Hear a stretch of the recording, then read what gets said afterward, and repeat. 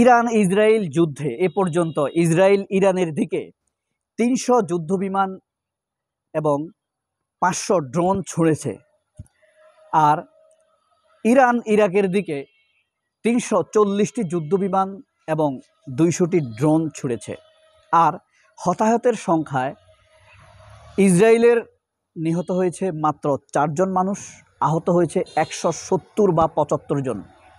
আর ইরানে নিহত হয়েছে ১৭০ জন আর আহত হয়েছে প্রায় ৩৪০ জন।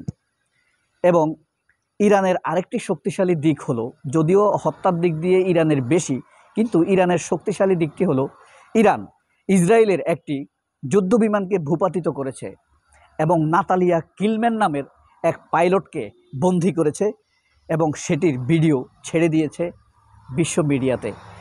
এই বক্তব্যের দিক দিয়ে ইরান এগিয়ে থাকলেও টোটাল বক্তব্যে বাংলাদেশের মিডিয়া, টেলিভিশন চ্যানেল, পত্রপত্রিকা যত খবরই প্রচার করুক না কেন সব ভুয়া, সকল মিথ্যা। মানুষের কাছে উত্তেজনা তৈরি করে যে ইরান জিতে যাচ্ছে, ইসরায়েলকে শিক্ষা দিচ্ছে, ইরান ইসরায়েলকে শিক্ষা দিয়ে ছাড়ছে, খুব নাস্তানাবুদ করে ফেলছে। আসলে আমরা যেন তাদের ভিডিওগুলো দেখি, ভিউ বাড়াই, এ কারণে। আসলে ইরানের অবস্থা খুবই খারাপ। আসুন আপনাদেরকে ছোট্ট করে সেটি বলি।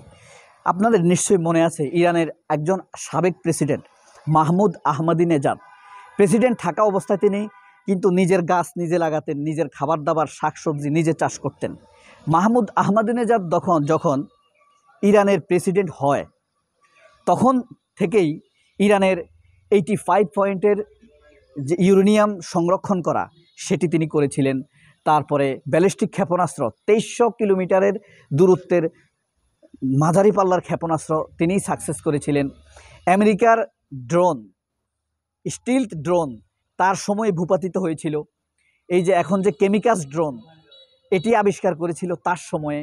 এবং ইরানের সবগুলো আপনার এই যে পারমাণবিক গবেষণার কেন্দ্র মাটির নিচে নিয়ে যাওয়া হয়েছিল।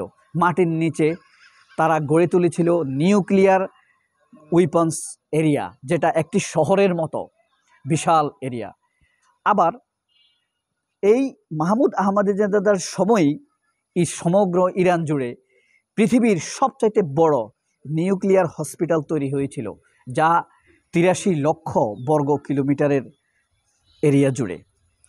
ওই নিউক্লিয়ার হসপিটালে পৃথিবীর একমাত্র,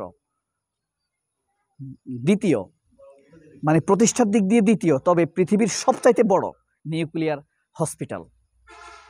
এই নিউক্লিয়ার হসপিটালের গাড়ি আপনারা জানেন, এটার ভিতরে যে গাড়ি চলে এক জায়গা থেকে আরেক জায়গায় চাইতে বাসের প্রয়োজন হয়। সেই গাড়িগুলো আবার অন্য জায়গায় বাইরে পাবলিক এরিয়াতে চলতে পারে না। নানান রকম নিউক্লিয়ার ট্রানজ্যাকশনের কারণে মানুষের নানান রকম রোগ হতে পারে। যাই হোক, এই মাহমুদ আহমাদিনেজাদের সময় এই ডেভেলপগুলো হয়েছিল। যুদ্ধক্ষেত্রে, সাবমেরিন ক্ষেত্রে এবং নৌবাহিনীর ক্ষেত্রেও অনেক উন্নত হয়েছিল।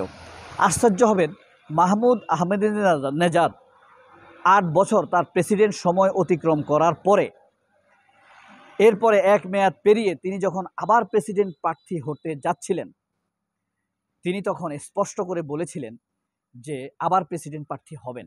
কিন্তু ইরানের বাছাই কমিটি, ইলেকশন সিলেকশন কমিটি, মানে কারা কারা ইলেকশন করবে এই ব্যাপারটি যারা সিলেকশন করে, সেই কমিটি তার প্রার্থিতা বাতিল করে দিয়েছিল, ক্যান্সেল করে দিয়েছিল। সর্বশেষ তিনি আবারও প্রেসিডেন্ট প্রার্থী হয়েছিলেন এই যে যখন ইব্রাহিম রাইসি বিমান দুর্ঘটনায় ইন্তেকাল করে, তখন তিনি তার প্রার্থিতা দিয়েছিলেন সেখানে। এবং তিনি একটি কথা বলেছিলেন যে ইরানের ইসলামিক গার্ড কর্পস, আইআরজিসি বলেন, সেনাবাহিনী বলেন, অথবা তাদের যেই আরও ফোর্সগুলো আছে, সবগুলো থেকে প্রচুর মোসাদের সদস্য ঢুকে গিয়েছে, ইসরায়েলের গোয়েন্দা বাহিনীর লোকেরা ঢুকে গিয়েছে। কিন্তু তখন এই কথাটি বলার সাথে সাথে তাকে বন্দি করা হয়। এখনও কিন্তু তিনি বন্দি, তাকে বন্দি করে ফেলা হয় এবং তাকে প্রেসিডেন্ট প্রার্থী হতে দেয়নি। দেখেন, মাত্র কয়েক মাসের ব্যবধানে তাকে বন্দি করার আগে কি হলো, ইব্রাহিম রাইসি ইন্তেকাল করলো, একজন অসাধারণ পররাষ্ট্রমন্ত্রী এন্তেকাল করলো বিমান দুর্ঘটনায়। তারপরে তাদের কয়েকজন বিজ্ঞানী মারা গেল, শহীদ হলো। এরপরে ফিলিস্তিনের সবচাইতে নিপীড়িত নির্যাতিত মানুষের নেতা হিসেবে খ্যাত হামাসের প্রধান ইসমাইল হানিয়াকে হত্যা করা হলো। কোথায়? ইরানে।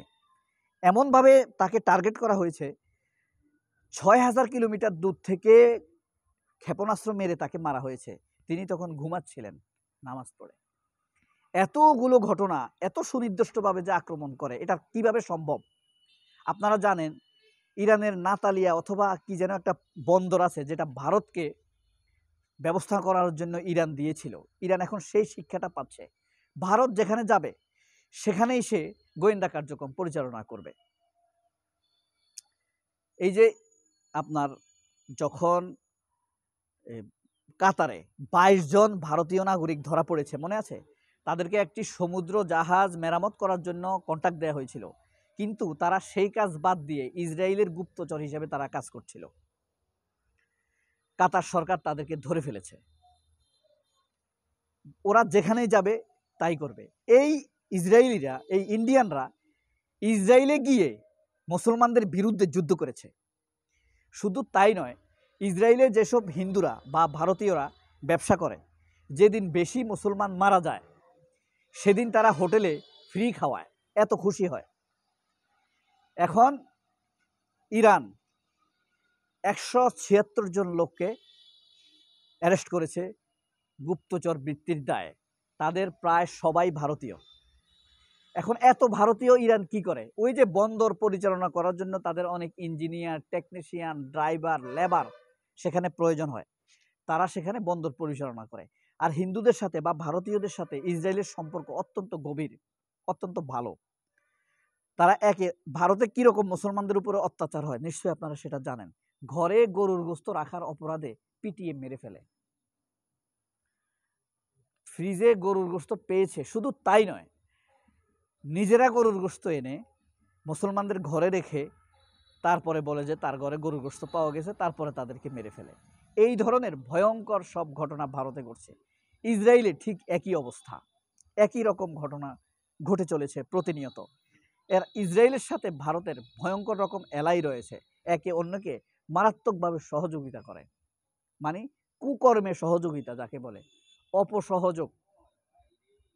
এই ইরানি অথচ ভারতকে এত বেশি ভালোবাসতো, যখন কাশ্মীরে ভারত অত্যাচার করে তখন ইরান চুপ থাকে, যখন মুসলমানদের উপরে অত্যাচার করে তখন ইরান চুপ থাকে। এখন আহমেদিনেজাদের কথা আমার মনে পড়ে। সেই লোকটির কথা যদি শুনতো তাহলে ইরানের দুষ্কৃতী কারা, বেঈমান কারা? বেঈমান খোমেনির প্রশাসনে ঢুকে গেছে।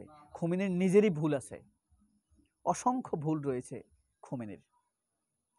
সে ভুল শুধরে উঠুক, মুসলমানরা বিপর্যয়ে কেটে উঠুক। সবাই অনেক ভালো থাকবেন। আল্লাহ হাফেজ। আসসালামু আলাইকুম।